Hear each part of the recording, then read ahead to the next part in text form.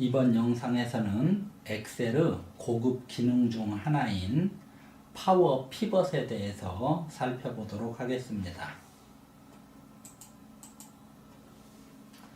파워 피벗은 데이터 분석을 수행하고 데이터 모델을 만드는 데 사용할 수 있는 엑셀의 추가 기능입니다.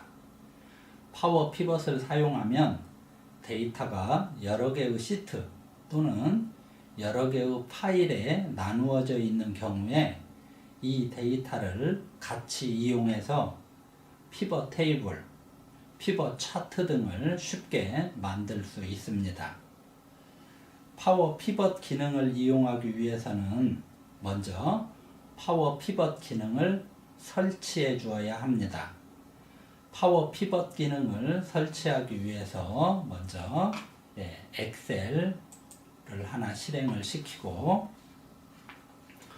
먼저 파일 메뉴에서 맨 아랫부분에 있는 옵션을 선택합니다. 그리고 추가 기능을 선택하면 관리 부분에 엑셀 추가 기능, 콤 추가 기능 등을 선택할 수 있는데요. 콤 추가 기능을 선택하고 이동 버튼을 누릅니다. 그러면 이제 이 콤 추가 기능에 추가를 해서 우리가 설치할 수 있는 몇 가지 고급 기능들이 보이는데요. 여기에서는 마이크로소프트 파워 피벗 for 엑셀 이 부분을 선택하고 확인 버튼을 누릅니다.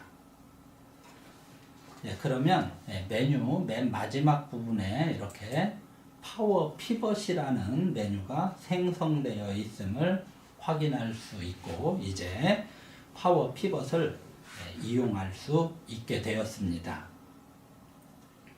파워 피벗을 이용해서 데이터를 로드해 보도록 하겠습니다. 파워 피벗 메뉴를 클릭하면 이렇게 다음과 같이 파워 피벗에 관련된 서브 메뉴들을 볼 수 있는데요. 여기에서 관리 메뉴를 선택하면 이렇게 엑셀용 파워 피벗 창이 나타나게 됩니다. 앞에서 우리가 이용했었던 공시지가 데이터를 로드해 보도록 하겠습니다. 여기 홈 메뉴에서 기타 원본을 선택하고 이 테이블 가져오기 마법사 창에서 엑셀 파일 아래로 내려가면 엑셀 파일이 있습니다. 엑셀 파일을 선택하고 다음 버튼을 클릭합니다. 그리고 이제 이 엑셀 파일 경로에서 가져오고자 하는 데이터 파일을 찾아서 선택하면 되겠습니다. 우리는 공시지가 데이터를 활용을 해볼 예정이기 때문에요. 여기 공시지가 먼저 2016 데이터를 가져와 보도록 하겠습니다. 열기 버튼을 클릭하고 테이블 가져오기 마법사에서 첫 행을 머리글로 사용합니다 부분을 체크한 다음에 다음 버튼을 클릭합니다.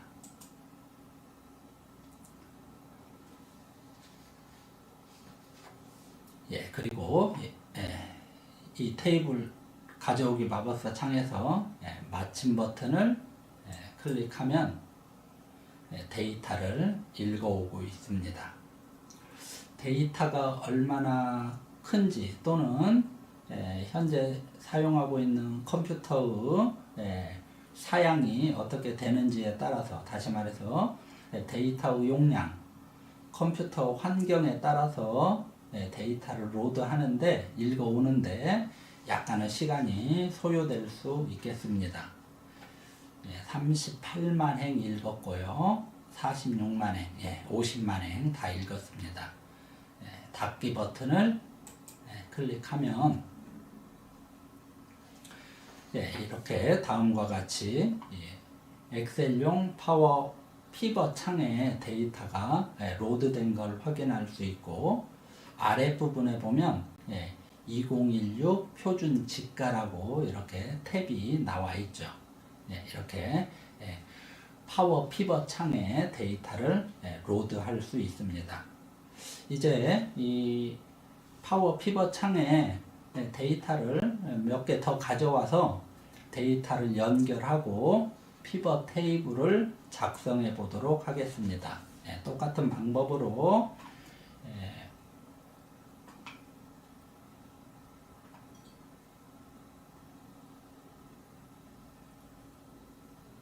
기타 원본, 이 홈 메뉴에서 기타 원본 선택하고 엑셀 파일 선택한 다음에 우리가 가져오기를 원하는 데이터, 이번에는 공시지가 시도 구분 데이터를 가져오도록 하겠습니다. 마찬가지로 첫 행을 머리글로 사용합니다. 체크한 다음에 맨 위에 변수 이름이 나타나 있으니까요.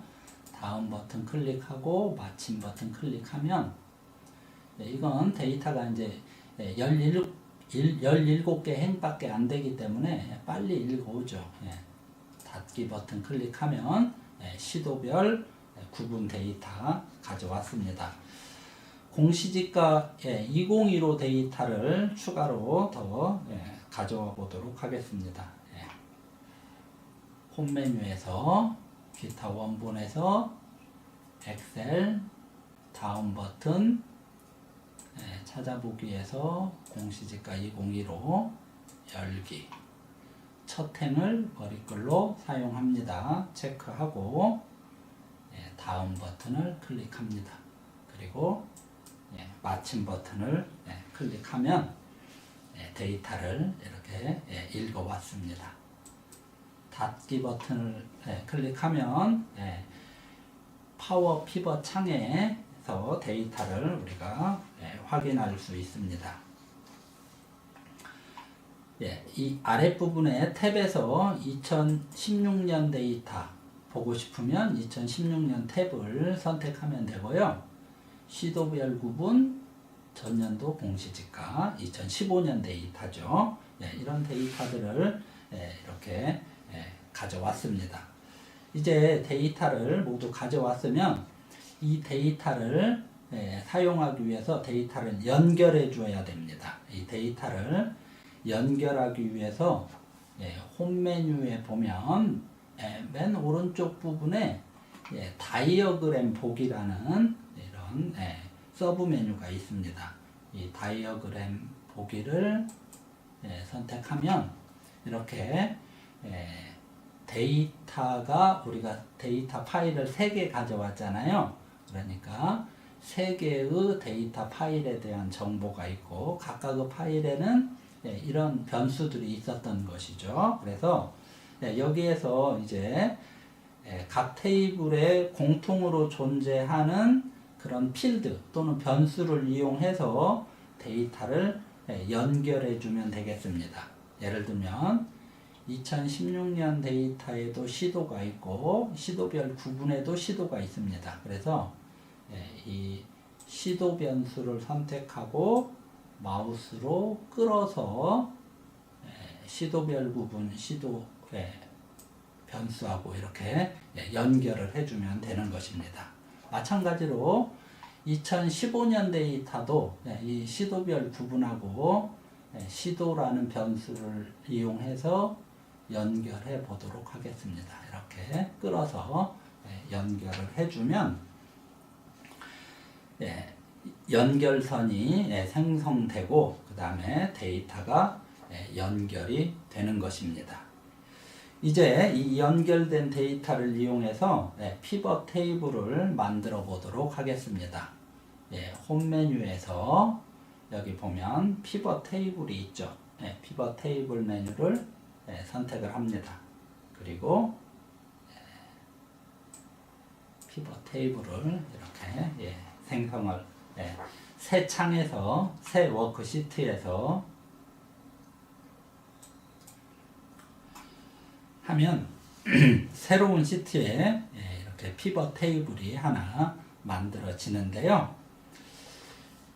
이 오른쪽 피벗 테이블 필드 창에서 보는 바와 같이 우리가 이 세 개의 엑셀 파일을 가져왔죠. 이 세 개의 엑셀 파일에 있는 이 각각의 이런 변수들을 모두 이용해서 연결을 해놨으니까요. 모두 이용해서 피벗 테이블을 만들 수 있게 되는 것입니다.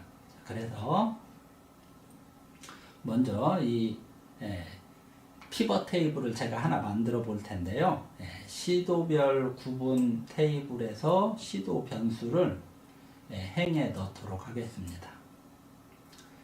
그리고 2016년 표준지가 이 테이블에서 공시지가를 가져가 보죠.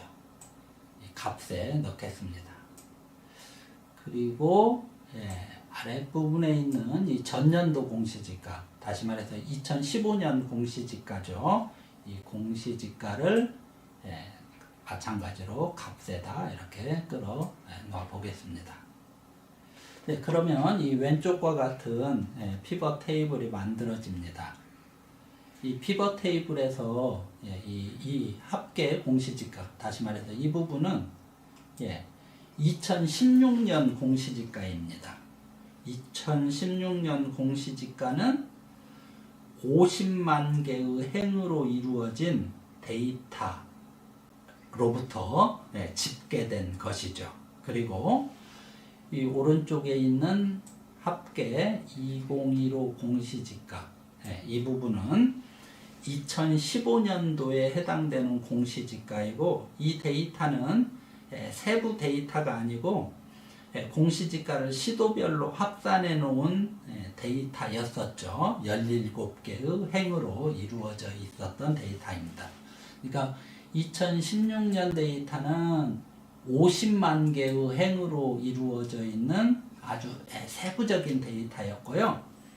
이 2015년 데이터는 17개의 행으로만 이루어져 있는, 그러니까 집계된 데이터였어요. 그래서 이렇게 2016년 엑셀 파일, 2015년에 있는 2015년 엑셀 파일, 이렇게 양쪽에 있는 엑셀 파일들의 변수들을 이용해서, 그러니까 같은 파일에 있는 변수가 아니잖아요.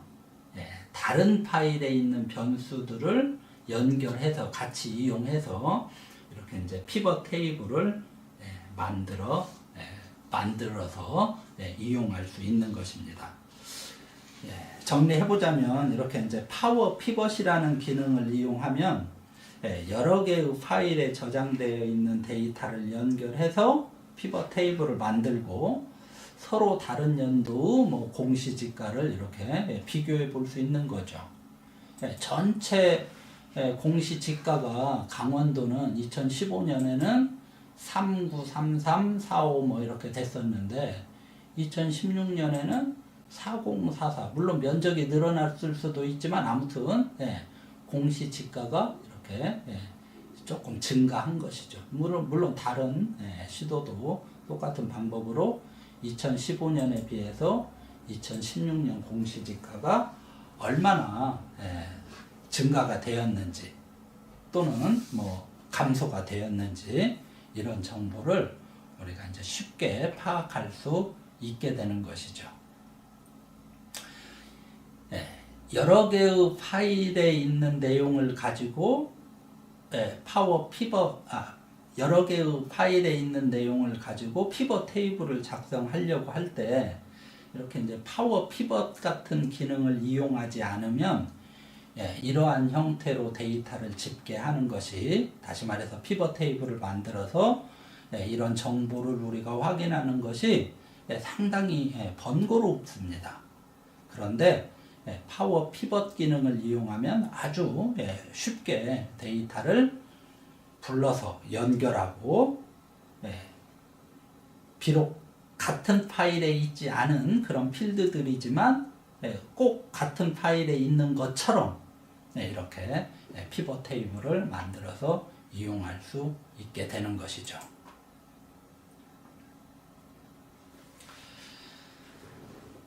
이번 장에서는 피벗 테이블과 파워 피벗 기능을 이용해서 데이터를 집계하는 방법에 대해서 살펴보았습니다.